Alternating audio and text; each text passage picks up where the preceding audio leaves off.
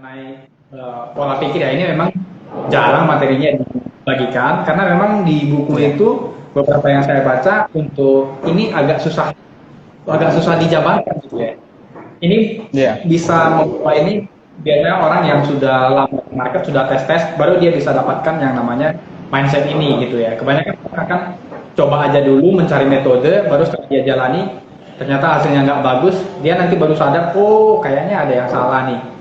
Nah, berarti nanti lama-lama dia akan tahu yang kurang itu tuh apa. Nah, kalau kita ingat ya, Bang, di piramida terbalik ada 3M ya. Metode paling atas, metode, kemudian yang kedua itu money management, kemudian yang ketiga itu adalah mindset ataupun psikologi trading ya, yang orang lebih familiar sebut. Iya. Kalau kita lihat dari porsinya, itu yang paling atas, yang bagian metode, itu porsinya kan paling kecil, 10-20% rata-rata buku yang saya baca. Terus yang kedua itu ada money management, porsinya sekitar 30-40%. Berarti sisanya itu di bagian piramida yang paling bawah itu, yang paling besar, porsinya itu 50-60% adalah masalah mindset. Tetapi yang kita lakukan malah terbalik. Effort kita untuk mencari metode itu 50-60%, money manajemennya itu mungkin 10-20%, di mindsetnya kita lupa malahan untuk belajar di sana gitu kan. Padahal itu adalah porsi yang paling besar untuk bisa mendapatkan hasil yang maksimal di pasar modal. Nah, itulah kira-kira poin menariknya yang akan kita bahas di sore hari ini. Siap, waduh, udah ada spill-nya ya sebenarnya apa aja yang akan kita bahas untuk sore hari ini nih teman-teman. Oke, ini udah beberapa udah bergabung teman-teman. Waduh, ada abang-abang yang keren. Waduh, ini ada pemuja Bang Sutra nih sepertinya ya. Ini bukan saya nih harusnya. Ada lagi nih, kita sedikit ice breaking dulu deh. Ini ada Visnu. Bagaimana saya cuan dengan menggunakan metode pesugihan? Waduh, ini silahkan coba sendiri deh. Udah pernah coba Bang Sutra? Belum ya? Bukan tempatnya. Ini salah tempat nih sepertinya ya. Iya. Oke, itu sekedar joke saja. Untuk ini, wah ini ada betul nih fans berat Bang Sutra. Benar, ini Bang Sutra sering banget IG live dengan kita, bagi-bagikan ilmu. Kita berterima kasih sekali nih Bang Sutra. Apalagi nih tadi Bang Sutra tadi udah sedikit menjelaskan, ini loh porsi yang sebenarnya seharusnya ini yang lebih gede yang kita pelajari nih sampai 50% lebih gitu mindset. Tapi ini yang orang banyak tinggalkan. Nah, ini yang kita akan coba nanti bahas. Tapi sebelum kita bahas Bang Sutra, ini nanti yang kita bahas di mindset ini, apakah ini hanya menjadi pola pikir seorang investor aja, atau trader, atau scalping nih sebenarnya Bang Sutra, menurut Bang Sutra? Ya, saya menyediakan ini secara general sih. Jadi ini bisa dilakukan untuk semua pelaku yang ada di pasar modal. Jadi kurang lebih mindsetnya itu, startnya itu sama, hanya nanti yang membedakan di bagian time frame aja. Jadi masuknya itu pintunya sama, kita kan sama-sama di pasar modal. Nanti yang membedakan itu adalah tingkat kita mengambil keputusannya aja sih. Selama mindsetnya udah benar, harusnya nggak ada masalah. Mau investor, mau scalping, mau scalper, mau swing, nggak masalah sih harusnya. Berarti mindset adalah kuncinya nih. Yang pertama dulu teman-teman untuk dipelajari sebenarnya. Oke, Bang Sutra. Ya. Kita yang akan bahas adalah pola pikir pebisnis dalam berdagang saham. Nah, apakah pola pikir mindset ini juga bisa kita lakukan nih sebenarnya di investasi lain, Bang? Atau memang ini topik yang seharusnya secara general dilakukan di saham aja? Gitu, biar nanti sobat indeks atau yang lain nggak salah nih. Siap. Nah, kalau kita namanya bisnis itu kan sudah pasti ada yang namanya unsur jual dan beli, udah pasti yang namanya bisnis. Ya kan, kalau misalkan perbankan itu dia jual jasa, kalau misalkan manufaktur dia jual barang. Nah, di saham kita ngapain? Berdagang juga, ya kan, kita beli dan berharap bisa jual dengan harga yang lebih mahal. Itu sudah pasti.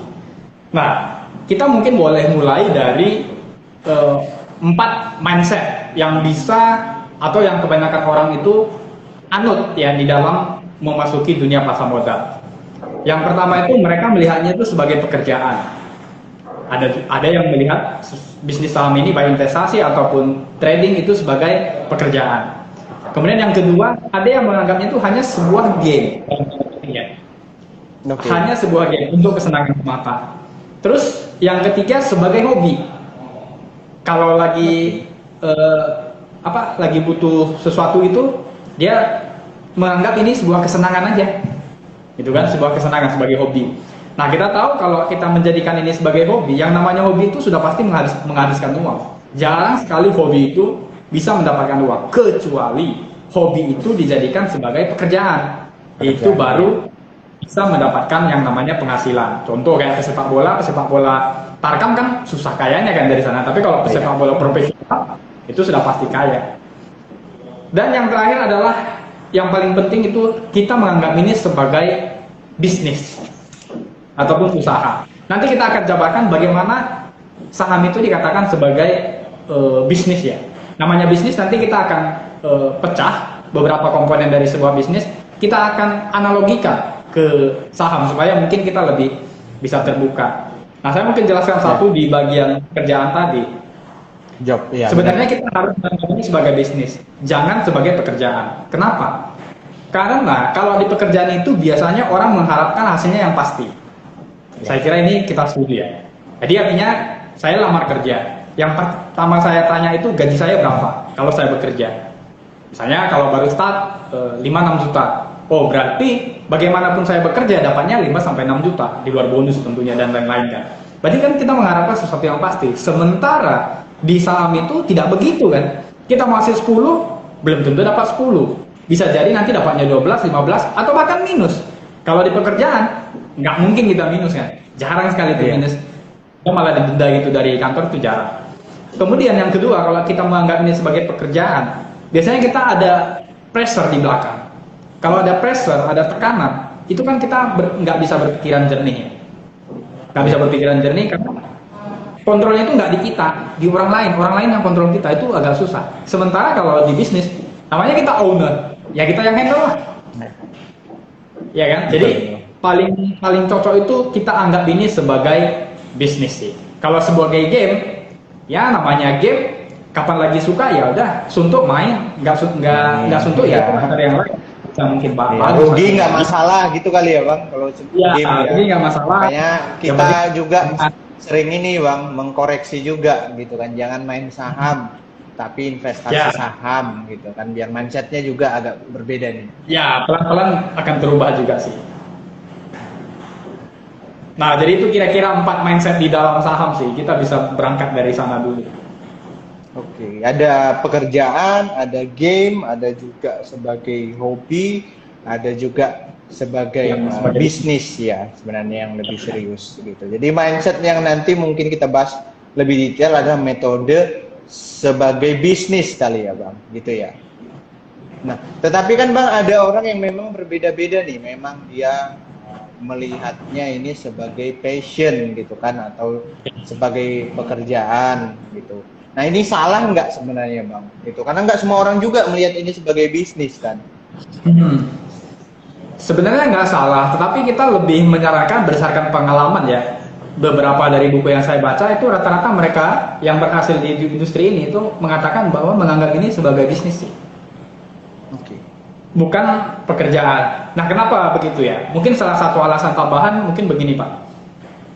Kalau yang namanya bisnis, otomatis kan yang berhasil itu sudah pasti memiliki yang namanya keunggulan ya.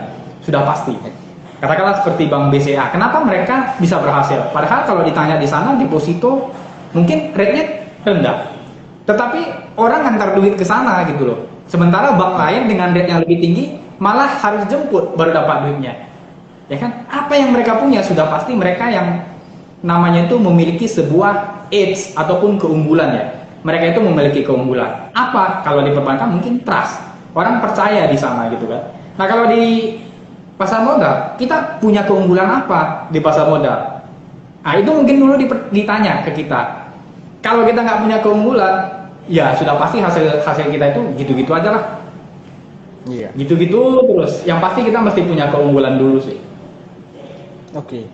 Jadi kalau ngomongin keunggulan berarti kita harus memilih ya sebenarnya Bang. Kita memang condongnya apakah contoh ya, ini kita sebagai trader harus berarti fokus pelajari ini, kita sebagai investor pelajarin ini. Jadi kita harus ngerti dulu kita ini sebagai apa gitu ya kali ya Bang Putra. Ya, bagian itu saya setuju sih. Dari nasabah ada bilang begini sih, lebih sederhana menurut saya. 3 komponen di pasar modal katanya: mental, fundamental, teknikal. Jadi mentalnya dulu dibenerin, baru fundamentalnya yang kedua untuk menghindari kita lengket di saham yang nggak jelas. Kemudian teknikal itu untuk level beli. Jadi saya kira siapapun mereka wajib mempelajari 3 hal ini sih. Tapi kalau yang untuk trader jangka pendek ya fundamental ngapain dilihat kan? Cukup teknikal aja sudah cukup. Jadi siapa kita itu menentukan cara kita masuk ke market, alat analisanya itu juga menentukan. Makanya saya setuju sangat sama Bang Ferdinand tadi, tentukan dulu kita ini mau jadi apa dulu sebenarnya. Nah, ya, benar Bang. Baru kita bisa cari tahu keunggulannya kan. Yes, setuju Bang Sutra. Nah, tapi mental ini gimana sih mempelajarinya Bang? Ini mungkin yang orang-orang sering nanya kan. Saya mempelajari mental dalam berdagang saham itu, investor itu dari mana sih? Apakah memang harus pengalaman atau bisa lewat buku atau metode latihan apa? Seperti itu Bang Sutra. Ya, kalau mental itu kan dibangun ya menurut saya, dilatih menurut saya. Katanya gini, kalau misalkan emosinya meningkat, intelektualnya menurun. Ya kan, kalau kita lagi naik emosinya itu biasanya yang kita lakukan itu hal-hal bodoh biasanya. Yang seharusnya nggak beli jadi beli, karena kita udah emosi duluan. Jadi ininya dulu kita tenangkan, sinkronkan antara pemikir ilmu dengan hatinya itu mesti tenang dulu. Nah makanya bagaimana kita melihat saham ini itu supaya kita merasa sebagai pemilik bisnis lah, gitu kan. Nah yang pertama mungkin kita bisa berangkat dari sini mungkin ya. Yang namanya bisnis sudah pasti ada persediaan yang mau dijual, ya kan? Persediaan yang mau dijual. Misalnya kita mau dagang warung lah, dagangan kita itu adalah persediaan kita. Ini kan perlu kita kontrol. Kalau di saham persediaan kita itu apa? Porto kita saat ini itulah persediaan kita sebenarnya. Portofolio kita saat ini itu menjadi persediaan kita. Bisa juga kalau dia perusahaan jasa, kita anggap ini sebagai karyawan kita. Benar kan? Kita kan mereka yang bekerja untuk kita kan, menghasilkan duit. Secara pemikiran bisnis, kita akan memilih karyawan-karyawan yang performanya bagus kita pertahankan. Itu sudah pasti. Sementara karyawan-karyawan yang performanya jelek, apakah kita mau tambah orang di sana? Yang karyawan jelek kita mau tambah lagi. Artinya apa? Kalau di saham performanya udah turun, kita malah mau averaging down lagi. Setuju nggak kira-kira? Itu kan begitu kan yang kebanyakan kita lakukan. Ini udah murah nih. Nah, coba kita balikkan ke bisnis supaya kita mental averaging down-nya itu sudah berkurang ya. Kecuali memang dia itu orangnya bagus, lagi kena sentimen sedikit, lalu kita cari orang seperti itu nggak masalah. Suatu saat kan dia bisa bangkit lebih banyak lagi. Ini contohnya kasus blue chip misalkan. Jadi itu bisa kita analogikan. Misalnya kalau persediaan kita sayur nih, sayurnya udah mau busuk, kita mau tambah lagi beli sayur busuk? Enggak kan? Tapi kalau misalkan sahamnya, misalnya kita presidennya emas, kita pedagang emas, emasnya lagi turun, ya kita bisa tambah dong. Kalau memang kita jualan emas. Nah, sekarang kita bisnis apa dulu nih? Barang gorengan kah? Atau barang long term kah? Mana mungkin orang beli emas hari ini jual besok? Itu sangat jarang. Minimal mereka hold beberapa tahun. Tapi kalau beli sayur, mereka beli pagi mungkin sampai sore udah mesti habis. Kalau enggak kan udah busuk. Nah, ini yang perlu kita ketahui dulu sebenarnya. Mau mempekerjakan karyawan yang seperti apa? Atau memperdagangkan dagangan yang seperti apa? Itu dulu sih. Kalau kita udah tahu itu udah lebih mudah harusnya. Benar. Jadi yang pertama kita sebagai pebisnis ada persediaan dan kita menganggap ini sebagai karyawan ya. Kita ada saham ini ya yang bekerja untuk kita ya Bang. Itu pola pikir pertama sebagai pebisnis nih yang menurut Bang Sutra. Nah, sebenarnya kan Bang banyak orang averaging down itu ini ya menganggap wah ini salah satu cara agar tidak rugi lebih jauh gitu kan. Nah, itu banyak orang yang menganggap seperti itu Bang. sebenarnya ada nggak triknya mana sih yang pantas di average down gitu kan? Kalau secara sekilas kalau Bang Sutra lihat gitu. Ya kalau saya secara sederhana mungkin bilang seperti ini ya. Kalau misalkan performa perusahaan itu nggak turun, dalam artian labanya nggak turun, salesnya nggak turun, tiba-tiba sahamnya turun, coba cari tahu ada kasus nggak? Kalau nggak ada kasus, terus sahamnya itu bermerek, dalam artian dalam indeks IDX 30 lah, saya kira itu bisa dilakukan averaging down. Karena memang marketnya mungkin lagi nggak sore, lihat saham itu kan, karena ada industri lain. Tapi nanti kan orang balik ke sini lagi nya, sama lah kayak COVID kan. Siapa sih yang mau tahan BCA dulu kan? Orang sibuk buang karena apa? Paniknya itu udah lebih besar. Nah itu lagi balik lagi kan, nggak jernih kan, emosinya meningkat, intelektualnya menurun. Nah ini memang kita bicara seperti ini gampang, tapi pada saat itu orang rata-rata panik ya. Jadi kalau sahamnya itu bermerek, performa nggak turun, atau turun pun, tapi masih lebih kecil dibandingkan dengan industri, itu saya kira masih bisa kita pertahankan. Tapi kalau saham gorengan, anggaplah ini sayur tadi, nah intinya gini aja lah, yang kita mau perdagangkan itu sayur atau emas. Emas itu saham blue chip dan bermerek, saham gorengan itu adalah sayuran. Anggapnya gitu aja. Kita mau jual sayur atau emas nih sekarang. Kalau jual sayur, jangan averaging down. Tapi kalau dia emas, boleh dia averaging down. Gitu aja sih paling. Sayur ya bisa cepat busuk ya, kita nggak tahu nih Ya. gitu kan. Sayur kan harus hati juga gitu. Ya, tetapi sebenarnya Bang Sutra, kita kan mau berbisnis saham. Nah, berarti sebenarnya kita harus benar-benar menghindarin saham-saham yang second liner atau third liner gitu Bang, misalnya yang gorengan kah gitu. Karena banyak juga kan orang berbisnis saham, cuman dia itu tadi tuh, dia berbisnis tapi seperti game juga. Dia melihat, saya kasih contoh ya, ada salah satu saham yang 50 terus, dia mikir, wah saya beli terus, ini naik sampai 5 poin aja saya udah naik 10% tuh. Wah, itu gimana sih mindset yang seperti itu Bang? Kalau saya sih mikirnya gini lah, kita namanya bisnis udah pasti punya pelanggan kan? Ya. Punya pelanggan. Pelanggan itu dalam artian kita beli barang, misalnya beli pulpen, kita beli 2.000. Namanya bisnis, kita harus yakin pulpen ini kita bisa jual di atas harga beli kita kan? Minimal 2.500 sampai 3.000. Nah, di saham kalau kita misalnya beli saham harga 50, yakin nggak dalam waktu yang akan datang orang mau beli harga saham ini lebih tinggi dari harga beli kita? Kalau nggak yakin, bagus nggak usah deh. Tapi kalau yakin, berapapun harganya beli. Ya kan? Berapapun harganya beli. Kalau memang kita mau berdagang, bukan koleksi ya. Ada juga kan yang mau koleksi tuh. Koleksi, bahasa karena udah lengket ya anggapnya koleksi lah. Tapi niatnya sebenarnya mau dagang, tapi kan udah lengket ya koleksi lah gitu. Jadi saya rasa kita pikir dari sisi bisnisnya, barang yang kita mau beli itu, kita pikir ada nggak nanti orang yang mau beli dengan harga yang lebih mahal. Kalau nggak ada, jangan beli sahamnya. Tapi kalau ada, beli aja nggak apa-apa. Di harga berapapun. Gitu. Betul. Oke, mindset yang menarik ya sebenarnya teman-teman. Itu kita coba dikit-dikit lagi nih, banyak komen, tapi ini komen tentang emiten semua ya. Tapi ini nggak apa-apa mau dijawab atau enggak, ini sekedar lucu aja Bang Sutra dari Afrian. Kalau GoTo itu masuk kategori karyawan apa sih kita anggap Bang katanya? Per sekarang itu masih karyawan baru lah, kan dia baru listing. Karyawan baru ya, iya benar-benar. Belum bisa kita nilai ya sebenarnya ya, masih ada ini 6 bulan pertama gitu kali ya Bang. Ya, performanya masih belum tahu itu. Benar. Aduh ini cukup unik juga nih, komentar-komentar ada lagi nanya lagi nih, stock pick besok apa Bang katanya. Dasar. Bang, ini ada pertanyaan. Ini apakah kalau kita mau bisnis saham itu artinya butuh modal yang gede nih?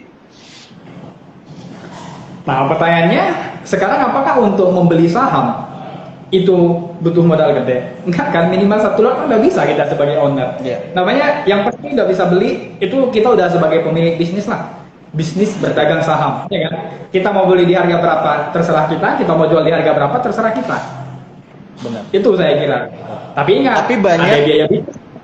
Yes, ada biayanya tetap kan ada fee-nya. Nah, tapi Bang kadang orang kenapa mikirnya begini nih, waduh kalau saya beli saham-saham dengan pola pikir pebisnis yang butuh waktu, takutnya naik cuma 2% 3%. Kalau dana saya kecil, ya nggak kerasa gitu. Itu kadang-kadang yang keluhan para investor pemula sih.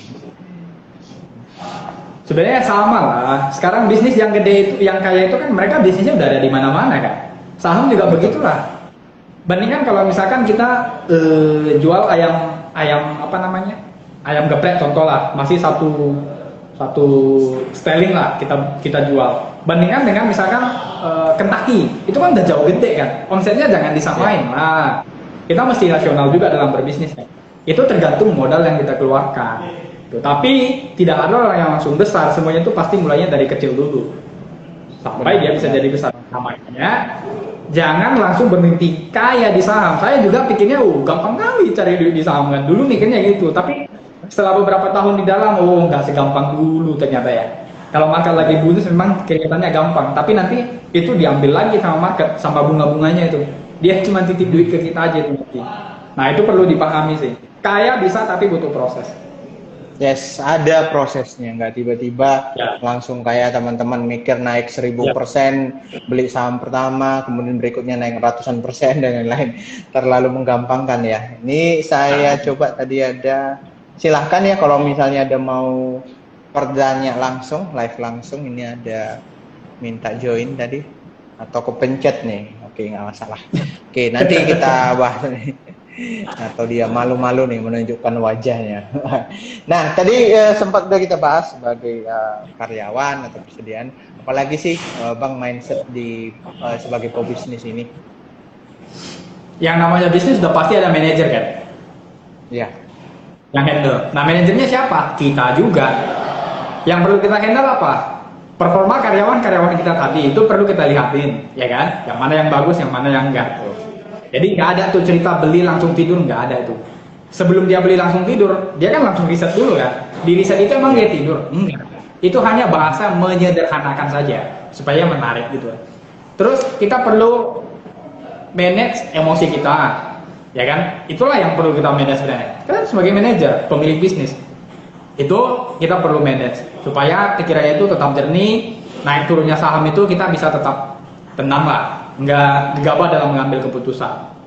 Kemudian ada yang namanya manajemen resiko. Manajemen resiko itu apa? Tidak ada bisnis yang 100% berhasil kan. Katakanlah ada beberapa perusahaan itu yang bagian bisnisnya ini nggak berhasil, dia ganti dengan saham yang baru. Nggak, ini pun nggak jalan, ganti lagi. Ya, itu namanya cut loss lah. Berarti kalau kita di saham, kalau ada bisnis karyawan kita yang nggak bagus atau presiden kita yang nggak menghasilkan, jual rugi aja udah. Anggap itu kita untuk memanage resiko kita. Karena kan modal kita ini itu merupakan total keseluruhan bisnis kita. Modal kita itu keseluruhan bisnis kita. Jadi kalau modal kita makin lama makin berkurang, gimana kita mau dapat duit? Ya kan, bisnis mana mungkin jalan. Jadi ini yang perlu kita protect. Cara protectnya itu ya kita manage resikonya salah satu. Gitu sih paling. Okay. Sama lokasi. Oke. Lokasi satu lagi ya. Kalau kita buka bisnis, lokasi kan menjadi salah satu pertimbangan ya. Yeah. Nah, kalau di saham lokasinya itu apa? Level beli dan level jual. Itu mesti, kalau bahasa kita sih presisi namanya. Mesti tepat dia. Kalau nggak tepat nggak usah kejar. Mesti pas dia. Misalkan kalau saya buy kalau breakout upper band 13.2 misalkan, contoh. Nah, begitu dia break, mesti dapat tuh barangnya. Jangan tunggu 1-2 lagi atau nanti udah jauh di atas baru kejar. Itu menentukan keberhasilan kita juga untuk level belinya tadi. Karena kan kita lihat sahamnya kan, udah naik terbang tuh, ya kan? Naik lagi lebih tinggi. Andai kan aku beli kemarin, naik lagi lebih tinggi. Cobalah. Pas kita mau coba itu udah turun sahamnya. Contoh lah kayak sekarang saham perbankan ya, yang perbankan yang gede-gede. Kalau saya ditanya sih per sekarang saya nggak mau beli lah. Karena kan udah BRI tadi all time high. Nah biasanya kalau saham begini perlu koreksi dulu, bagus tunggu koreksi aja. Nah itu kalau kita tahu karakter sahamnya, karakter bisnisnya itu kita tahu. Jadi kita tahu mesti ngapain juga. Nah itu sih paling Pak. Betul, harus tahu karakter ya bisnis atau Ya. perusahaannya nih teman-teman. Saya jadi teringat BRI dulu sempat 2000-an gitu kan ketika awal pandemi corona. Nah, itu yang mungkin harusnya jadi titik entry nih teman-teman. Cuman kenyataannya itu mindset orang-orang pada takut ya, kebanyakan ya Bang Sutra ya.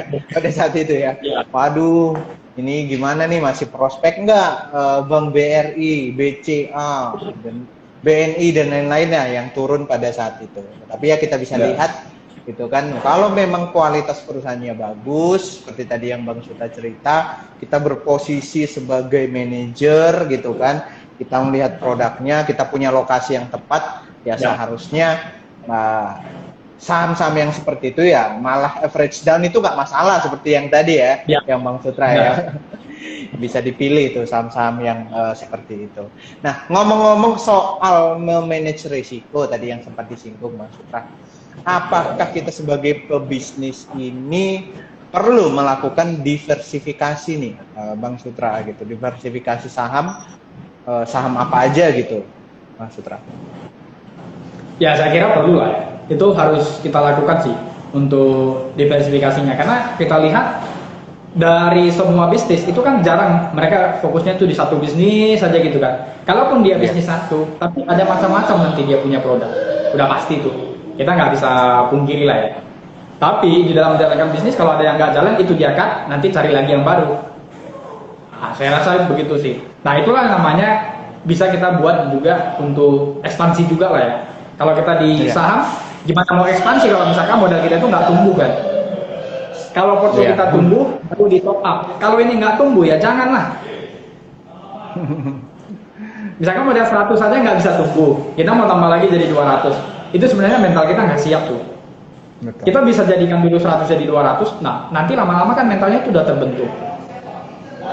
Nah nanti udah siap baru kita lakukan ekspansi sih. Diversifikasi penting lah, supaya kalau ada goncangan itu kan nggak langsung sekali hantam kena sapu gitu semua kan. Benar. Pelajarin ilmunya dulu ya, sama seperti berbisnis ya Bang Sutra. Kalau kita misalnya punya duit gede banget, kita baru belajar menjadi seorang pengusaha atau pebisnis, tiba-tiba kita buat di suatu bisnis yang sangat-sangat besar, itu terlalu beresiko ya sebenarnya Bang Sutra ya. Ya. Nah, apa yang kita lakukan jika sebagai pebisnis yang saat ini gagal nih, misalnya nggak menghasilkan nih, ternyata saham-saham yang kita beli, apa koreksi yang bisa kita lakukan sebagai pebisnis Bang Sutra? Yang pertama kan kita dalam memilih saham itu, pastikan kita sudah punya kriteria tertentu dulu lah, baik secara fundamental ataupun teknikal. Kalau ini belum punya, bagaimana kita mengukur ini masih sesuai performa atau sesuai kriteria atau enggak gitu kan? Oke. Kalau nggak ada dua ini ya susah lah kita mau bilang gitu. Contoh lah ya, saya kan beli saham kalau misalkan upper bandnya itu break 13.2, sell kalau misalkan dia di bawah MA 13, contoh.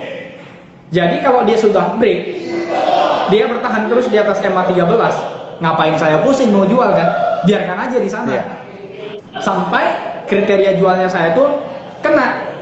Nah, yang kebanyakan di market sekarang atau orang yang saya lihat itu kenapa dia beli, kenapa dia jual pun nggak tahu kadang-kadang. Ini yang bahaya sebenarnya.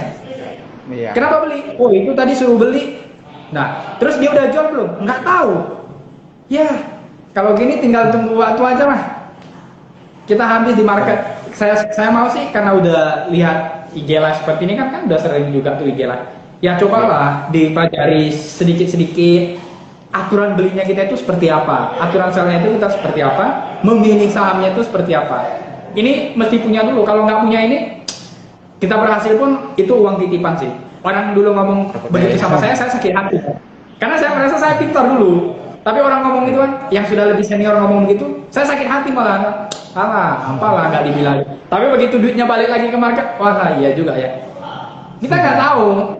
Padahal namanya market lagi naik kan, beli aja orang naik terus. Nah kalau saatnya market begini kan, baru turun 0,5% aja udah banyak yang teriak tuh. Itu karena nggak tahu manage resiko. Iya, setuju Bang Sutra. Ini kita harus bisa koreksi diri sih. Ini memang karena strategi kita yang berhasil atau memang karena pasar memang semua naik gitu kan. lagi naik-naiknya gitu. Apa kita beli tutup mata istilahnya itu juga. Itu yang menjadi bias ya bagi banyak investor sebenarnya Bang Sutra ya. Merasa diri sudah jago, sudah melakukan hal-hal yang tepat gitu, nggak pernah salah. Oke, ada pertanyaan menarik Bang Sutra. Dan sebagai pebisnis, apakah kita bisa beli saham dengan hutang? Nah, coba lihat perusahaan yang bagus, perusahaan yang punya hutang atau enggak? Tergantung. Kalau dia bisnis bank, otomatis orang hutangnya itu banyak, berarti itu bagus lah. Karena orang banyak taruh duit tempat dia kan. Nah, tapi kalau di beberapa industri tertentu, William J. O'Neill bilang dia justru tidak menyukai perusahaan yang hutangnya itu gede. Kan ada rasio debt equity to ratio ya. Dia maunya itu debt-nya itu di bawah 1. Nah, memang rata-rata kalau kita lihat di luar perbankan ya, saham yang bisa naik banyak itu rata-rata debt-nya itu di bawah 1. Contoh kayak Sido lah. Itu kan turunnya juga susah kan. Itu debt-nya kecil aja tuh di bawah 1 debt-nya. Jadi kalau saya rasa, apalagi kita baru memulai ya, ada orang bilang berhutang pun nggak apa-apa lah, asalkan bisa yakin bisnisnya bisa tumbuh. Nah, kebanyakan orang yang berani berhutang itu mereka sudah coba dulu cemplung di bisnisnya, di tengah jalan mereka rasa perlu ekspansi dan butuh duit dari investor, nah baru mereka bisa cari IPO atau bisa dari pinjam dari bank. Di situ saya rasa sudah cocok. Ini kalau baru memulai pun kita bawa berhutang, saya rasa kurang cocok sih. Karena di dalam bisnis itu kita nggak tahu sekeras apa gitu. Orang memang lihat saham itu cuma buy dan sell, tapi di dalam sana wah, itu merupakan apa ya, kayak peperangan sih saya rasa, kayak perlombaan, pertandingan, bisa tergantung lah kita nganggapnya itu sebagai apa. Nah, lebih cocoknya kita anggap ini sebagai bisnis. Namanya bisnis sama lah kayak kita mau buka coffee shop sekarang. Memangnya semua coffee shop berhasil? Dari semua yang buka, berapa sih yang terkenal di Kota Medan kan? Orang bolak-balik situ aja, bolak-balik situ. Itu kenapa? Karena mereka punya keunggulan. Mungkin di rasa, di lokasi, di view, di fasilitas, ya kan? Ini sudah pasti punya. Kalau kita nggak punya salah satu di antara ini, ngapain pula kita berhutang untuk coba-coba kan? Bagus kita coba dulu dengan apa yang ada. Kalau udah dapat feel-nya, digaskan pun nggak apa-apa lah. Asalkan kita bisa pastikan hasilnya itu bisa lebih gede daripada bunga hutangnya. Gitu sih. Ya, benar. Siap, terlalu beresiko sebenarnya teman-teman bagi yang pemula gitu. Jadi teman-teman harus ngerti dulu bisnis yang teman ikutin sekarang ini gitu kan, seperti dalam berdagang saham ini. Nah, ada lagi nggak Bang Sutra yang perlu sobat IDX atau sobat mapan ini tahu lagi nih sebagai pebisnis dalam berdagang saham? Ya, saya rasa itulah keseluruhan modal kita tuh merupakan bisnis kita secara keseluruhan. Modal kita per sekarang ya, baik di porto ataupun cash. Jadi bagaimana kita memanage ini supaya bisnis kita itu bisa tetap bertahan dalam jangka waktu yang panjang. Dan kita perlu melihat membeli saham ini tuh untuk view yang jangka panjang, jangan yang jangka pendek. Kalau jangka pendek, kelakuannya itu jadi juga lah seperti jangka pendek. Seperti inilah contoh ya. Dalam kita merekrut karyawan, misalkan saya bisnis nasi padang nih, Bang. Bisnis nasi padang. Iya. Biasanya saya hanya butuh 5 karyawan. Saya perlu 5 karyawan lah yang akan saya pakai selama bisnis ini akan berjalan. Oke. Karena ini tujuannya untuk jangka panjang, kita kan perlu melihat karakter si pelamar ini seperti apa, kejujurannya seperti apa, apakah dia bisa diajak bekerja sama atau enggak, keluarganya mungkin bisa saya tanya, mungkin pendidikannya juga oke. Kalau misalkan dia di bagian keuangan misalkan, contoh, ya kan? Jadi ada seleksi yang lebih ketat kalau kita memilih karyawan untuk jangka panjang. Tapi kalau misalkan saya kebanjiran orderan, biasanya 5.000 jadi 50.000 misalkan orderan, dan diperlukan dalam jangka waktu yang cepat, mungkin seleksinya itu akan lebih kendor. Siapa yang bisa bungkus nasi langsung masuk, nggak perlu tanya-tanya keluarga mana, karena tujuannya itu hanya untuk jangka pendek kan. Iya. Mau yang penting bisa bungkus nasi, udahlah masuk, selesai proyek, keluarkan mereka. Nah, ini juga bisa kita lakukan di dalam kita memilih saham tadi. Kalau memang kita mau pegang panjang, lama, seleksilah lebih dalam si saham tersebut. Cari tahu lebih detail mengenai performa perusahaan tersebut. Karena niatnya ini kita mau pegang panjang. Tapi kalau untuk trading beli pagi jual sore, kita lihat lagi fundamentalnya, lama. terlalu capek. Saya kira nggak tepat. Masa cuma mau kerja 1 hari kita lihat karakternya gimana, terus pendidikan dari mana? Nggak mungkin lah. Kan pekerjaan lepas saja. Nanti selesai sore bayar duitnya udah, gitu kan? Nanti kalau dia nyuri pun ya wes lah. Sebentar aja tuh, paling sedikit aja yang dia berani curi kan. Tapi kalau yang dekat dengan kita, karyawan panjang ini mau nyuri dari kita dia bisa dapatnya lebih banyak karena selak blue-nya itu dia sudah tahu di tempat itu. Nah, jadi kalau untuk jangka panjang coba cari tahu lebih detail, riset lebih dalam. Kalau untuk jangka pendek pakai teknikal saya kira lebih gampang sih pendekatannya. Gitu, tapi siap juga resikonya ya. Karena saham gorengan misalnya jangan mau cuannya aja. Kita harus pikirkan bagaimana nanti kalau dia tidak sesuai dengan keinginan kita kan. Nah itu juga kita perlu pikirkan. Saya kira itu sih. Siap, balik lagi teman-teman harus lihat nih tujuan investasi teman-teman dan profil teman-teman tadi, apakah jangka pendek ataupun jangka panjang. Sudah cukup banyak juga kita bahas Bang Sutra. Satu lagi tadi saya coba scroll dulu, tadi ada pertanyaan juga sih. Robot trading perlu nggak sih gitu kan, karena kalau pakai mental kan bisa salah. Mungkin maksudnya kalau mindset itu kita pribadi kan bisa subjektif gitu mungkin kali ya Bang. Ada plus minus sih. Kalau saya tetap melibatkan manusia lah. Kalau saya mesin itu saya hanya pakai untuk mempermudah pekerjaan yang saya sudah tahu dan bisa lakukan secara manual. Tapi saya sadar kalau saya lakukan secara manual itu menyita banyak waktu. Contoh, mencari saham-saham yang berada di atas EMA 20 dan 55 misalkan. Itu kalau kita lihat satu-satu kan lama. Iya. Apa salahnya kita pakai mesin stock filter misalkan? Itu dia udah bisa langsung masukkan transaksinya berapa, keinginan kita itu seperti apa, masuk. Ya udah kita fokusnya dari sana. Itu hanya untuk mempermudah kita dalam memilih saham, bukan untuk mengeksekusi kita dalam berbisnis saham. Nah, gitulah kira-kira kalau jawaban saya itu. Mempermudah. Itu Mempermudah. Isinya nih teman-teman. Oke, sip, kita coba lihat lagi. Sudah terjawab rata-rata pertanyaan teman-teman. Mungkin sebagai closing juga ada yang ingin disampaikan Bang Sutra dari pembahasan kita mengenai pola pikir pebisnis dalam berdagang saham ini.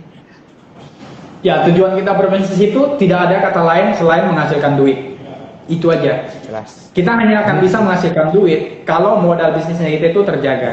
Kalau modalnya nggak terjaga, bisnisnya nanti lama-kelamaan akan bangkrut. Jadi, langkah pertama adalah ketahui dulu profil bisnisnya kita itu seperti apa, cara kita mendapatkan keunggulan di bisnis itu seperti apa, ya kan? Yang pasti kriteria kita beli dan jual, memilih saham itu kita sudah mesti punya, dan bagaimana kita masuk ke bisnis tersebut. Timing mungkin kita perlu cari tahu juga ya.